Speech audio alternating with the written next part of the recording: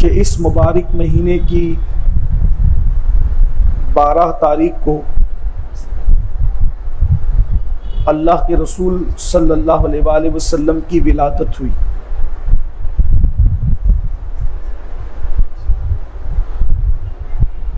کائنات کے اندر بہت سارے واقعات اور حادثات رونما ہوتے ہیں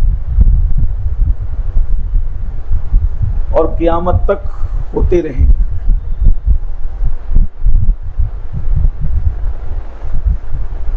لیکن یہ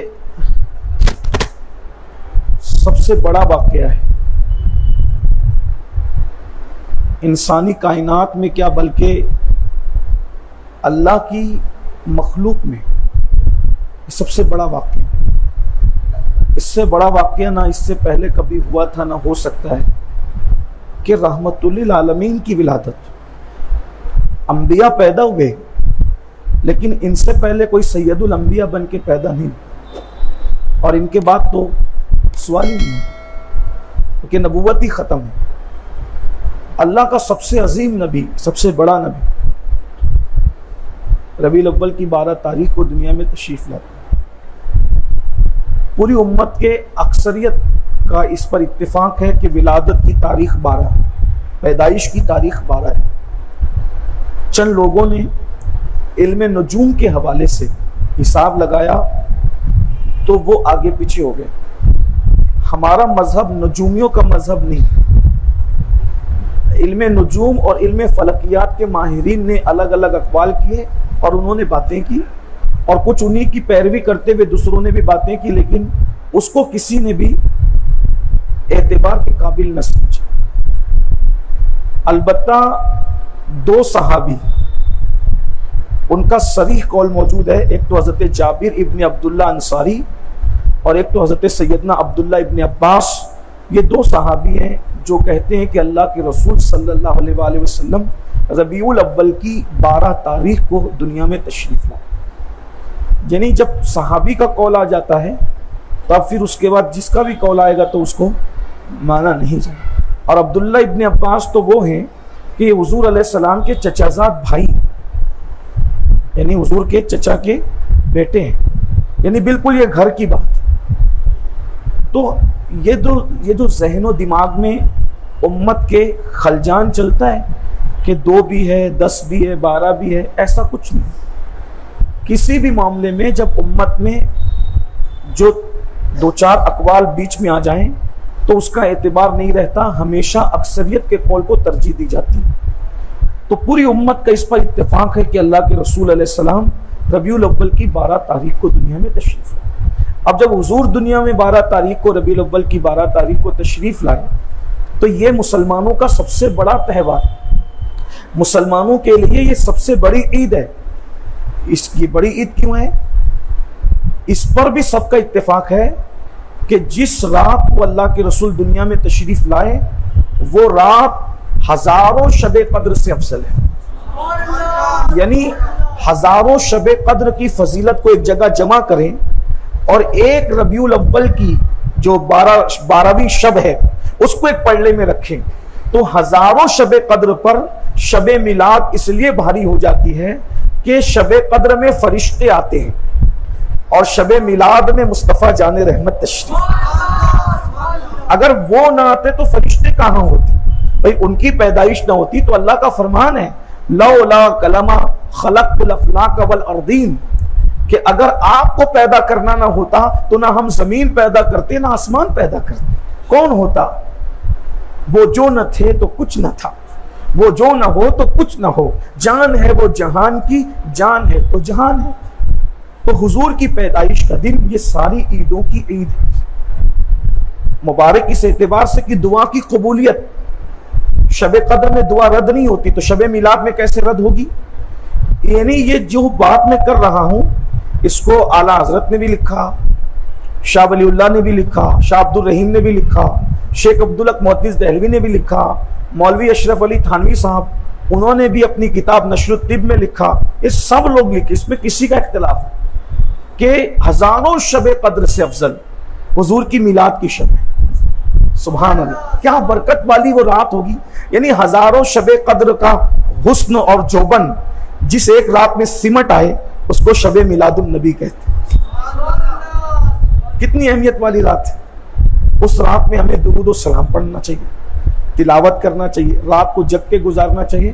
اور وہ دن عید کا دن، عید میلاد النبی صلی اللہ علیہ وسلم.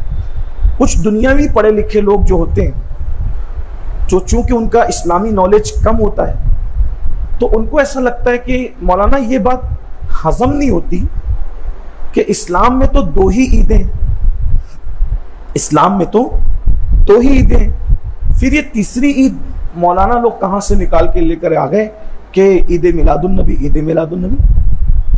پہلی بات تو میں آپ کو یہ بتاؤں کہ اس کو اسلامک نالج ہے ہی نہیں جو یہ کہتا ہے کہ اسلام میں صرف دو ہی عید ہے. بالکل غلط بات ہے. اگر کوئی یہ کہتا ہے تو یہ اپنی مرضی سے ٹھوکم ٹھاک کر رہا ہے کہ اسلام میں دو ہی عید، ایک تو عید الفطر ہے، ایک عید الاضحیٰ. یہ دو عید، یہی دو عید وہ مانتا ہے. اس کو معلوم نہیں ہے. دیکھیے ڈاکٹر کی فیلڈ کی معلومات مولانا کو نہیں ہوگی اگر وہ ڈاکٹر نہیں ہے تو ایسے ہی جس نے اسلام نہیں پڑھا اس کو اسلامک نالج کیسے ہو؟ اس کو تو کتابیں چھاننی پڑے گی نا. پرابلم کیا ہے سب سے بڑا؟ ہر فیلڈ کو چلانے والے اسی فیلڈ کے ماہر ہیں، اسی لیے ان کی فیلڈ میں کوئی گڑبڑ نہیں ہے. لیکن اسلام کے بارے میں بات کرنے والا ہر ایرا گیرا نتو خیرا کھڑا ہو جاتا ہے. اس لیے اس کے اندر بڑے مسائل. اگر جیسے میں ڈاکٹر نہیں ہوں، آپ میں کوئی بیمار پڑے گا، آپ لوگ اتنی محبت کرتے ہو، پیار کرتے ہو، لیکن کوئی بیمار پڑے گا تو میرے پاس نہیں لائیں گے کہ لیجیے آپ انجیکشن لگا دیجیے. آپ جانتے ہیں اس کی فیلڈ ہی نہیں. ہزار محبت کے باوجود لگواؤ گے مجھ سے انجیکشن؟ نہیں لگواؤ گے. پتا ہے کہ اس کو آتے ہی نہیں لگاتے. تو جب انجیکشن لگانے کے لیے میرے پاس نہیں آتے کیونکہ میری وہ فیلڈ ہی نہیں، تو دین سیکھنے کے لیے ان کے پاس کیسے جاتے ہو کہ مذہب جن کی فیلڈ ہی نہیں؟ وہ آپ کو ورگلاتے ہیں کہ کہتے ہیں کہ وہ دو عید ہے. اب آئیے میں تیسری عید کا پتہ بتاؤں حدیث سے. ایک یہودی حضرت فاروق اعظم سے ملاقات کرتا ہے اور ملاقات کر کے کہتا ہے کہ عمر، تمہارے قرآن میں ایک ایسی آیت ہے کہ اگر وہ آیت ہمارے نبی پہ نازل ہوتی تو ہم اس دن کو عید کا دن بنا لیتے. کا کون سی آیت؟ کا آیت ہے الیوم اکملت لکم دینکم واتممت علیکم نعمتی ورضیت لکم الاسلام دینا. یہ آخری آیت ہے قرآن مقدس کی، یہ آخری آیت ہے احکام کے حوالے سے. یعنی دین مکمل ہو گیا، یہ دین مکمل ہو گیا. یعنی یہ سعادت کسی امت کو نصیب نہیں ہوئی کہ ان کے دور میں دین مکمل ہوا. دین صرف مکمل ہوا ہے تو آخری نبی پر اور ان کی امت پر. نبی آخر الزمان پہ دین مکمل ہوا ہے اور ان کا صدقہ امت کو ملا کہ یہ آخری امت ہے، اس کے بعد کوئی امت نہیں. تو فاروق اعظم سے اس یہودی نے کہا اگر یہ آیت ہمارے نبی پہ نازل ہوتی تو ہم اس دن کو عید کا دن بناتے. فاروق اعظم نے کہا عید کا دن بنانے کی بات ہی کیا ہے، وہ دن خود ہی عید کا دن تھا. اور ایک عید نہیں بلکہ ہماری تو دو عیدیں اس میں جمع تھی. ایک تو عرفہ کا دن تھا وہ بھی ہماری عید ہے، دوسرا جمعہ کا دن تھا وہ بھی ہماری عید ہے. اس کا مطلب یہ ہے حدیث سے ثابت ہو رہا ہے کہ عرفہ کو بھی، یوم العرفہ کو بھی صحابہ کرام عید مانتے تھے. تیسری عید ہو گئی. چوتھی عید وہیں سے نکل آئی، جمعہ بھی عید ہے.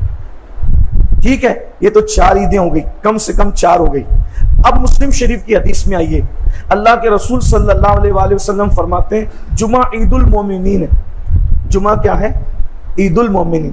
عید کے دن خوشی کی جاتی ہے کہ غم کیا جاتا ہے؟ خوشی کی جاتی. اللہ کے رسول نے کیا فرمایا؟ جمعہ مومنوں کے لیے عید کا دن. سمجھ میں بھی آتا ہے، ہم لوگ نہاتے ہیں، حسب استطاعت اچھے کپڑے پہنتے ہیں. بلکہ سنت یہ ہے کہ اگر آپ نے نئے کپڑے بنا لیے ہیں، اب آپ کو پہننا ہے تو کس دن سے پہننا شروع کریں؟ تو بہتر یہ ہے کہ اگر آپ کپڑے نئے ہی پہننا چاہتے ہیں تو جمعہ کے دن سے پہنیں. اگر تہوار وغیرہ نہیں ہے، اپنے نئے کپڑے پہننے کے کب سے شروع کروں، سنڈے منڈے کب سے شروع کروں؟ تو بہتر یہ ہے کہ جمعہ سے شروع کریں. جمعہ کے دن آپ سب اچھے کپڑے پہنتے، سب نہاتے ہیں. جو ہفتے بھر نہیں نہاتے وہ بھی جمعہ کو نہاتے ہیں، جمعہ پڑھنے بھی آتے ہیں. ٹھیک ہے، جمعہ کیا ہے؟ حدیث پاک مسلم شریف میں عید المومنین ہے. اب وہ صحابہ تھے، جب بھی کوئی بات سنتے تھے سمجھ میں نہیں آتی تھی تو آقا سے پوچھ لیتے تھے. عرض کی یا رسول اللہ یہ جمعہ عید المومنین کیوں ہے؟ یہ جمعہ ہی عید المومنین کیوں ہے؟ تو اللہ کے رسول نے بہت ساری حکمتیں بتائی. اس میں سے 2 حکمت یہ بتائی، اس لیے جمعہ عید المومنین ہے کہ جمعہ کے دن اللہ نے حضرت آدم کو پیدا فرمایا. یعنی یہ کس کی پیدائش کا دن ہے؟ حضرت آدم علیہ السلام کی پیدائش کا دن ہے۔ اب میں آپ سے پوچھتا ہوں، جمعہ سال میں کتنی بار آتا ہے؟ 52 مرتبہ۔ پورے سال میں جمعہ، ہفتے 52 ہوتے ہیں تو جمعہ بھی 52 مرتبہ آتا ہے۔ تو آدم علیہ السلام کی پیدائش کا دن مسلمان سال میں کتنی مرتبہ مناتے ہیں؟ 52 مرتبہ۔ مطلب آدم کی پیدائش پر آپ ہر ہفتے عید منا رہے ہو۔ معلوم ہے یا نہیں معلوم ہے، لیکن رسول اللہ نے تو اس کو عید اسی لیے قرار دیا کہ اس دن آدم علیہ السلام پیدا ہوئے۔ تو آدم علیہ السلام کی پیدائش کا دن جب مومنوں کی عید کا دن بن سکتا ہے، تو جو جان آدم اور سردار آدم ہو محمد الرسول اللہ، تو ان کی پیدائش کا دن پھر عید کا دن کیوں نہیں بن سکتا؟ بلکہ یہ 52 عیدیں وہ تو ایک ہی سال میں، ٹھیک ہے۔ اب یہاں پر لوگوں کو ایک اشکال پیدا ہوتا ہے کہ یہ چلے ٹھیک ہے، نبی کی پیدائش کا دن عید کا دن ہو گیا، چلو اب حدیث میں آ گیا تو ہم نے مان لیا، لیکن ایک دوسرا مسئلہ بھی تو ہے کہ جس 12 ربیع الاول کو رسول اللہ کی پیدائش ہوئی، ٹھیک 63 سال کے بعد اسی 12 ربیع الاول کو رسول اللہ کا وصال بھی ہوا۔ تو کوئی خوشی کا واقعہ پہلے ہو اور غم کا واقعہ بعد میں ہو تو کیا منائیں گے؟ خوشی منائیں گے کہ غم منائیں گے؟ تو بولے جو بعد میں ہوگا وہی منائیں گے نا۔ بھئی پہلے خوشی ہوئی، بعد میں غم ہوا، تو منانا کیا چاہیے؟ غم منانا چاہیے۔ بعد میں غم آیا نا، بھئی حضور کے وصال کا دن تو غم کا دن تھا، ایسا لوگ کہتے ہیں، تو کیا منانا چاہیے؟ غم منانا چاہیے۔ اب تم لوگ جشن مناتے ہو تو یہ تو حضور کی بے ادبی ہوئی، تو گستاخی ہوئی، ایسا لوگ کہہ رہے ہیں۔ نوجوان چھوکرے آپس میں اس طرح کی بات کر رہے ہیں کہ حضور علیہ السلام کی پیدائش کا دن ربیع الاول کی 12 تاریخ ہے اور وصال کا دن بھی 12 تاریخ ہے، تو اس دن آپ خوشی نہیں منانا چاہیے کیونکہ اس دن حضور کے وصال کا دن تھا۔ سرکار دنیا سے تشریف لے گئے، صحابہ رو رہے تھے، سیدہ فاطمہ رو رہی تھی، یہ ہو رہا تھا وہ ہو رہا تھا، وہ بڑا ڈرامائی انداز میں لوگ کہتے ہیں اس کا سواگ اجڑ رہا تھا اور وہ ہو رہا تھا وہ ہو رہا تھا۔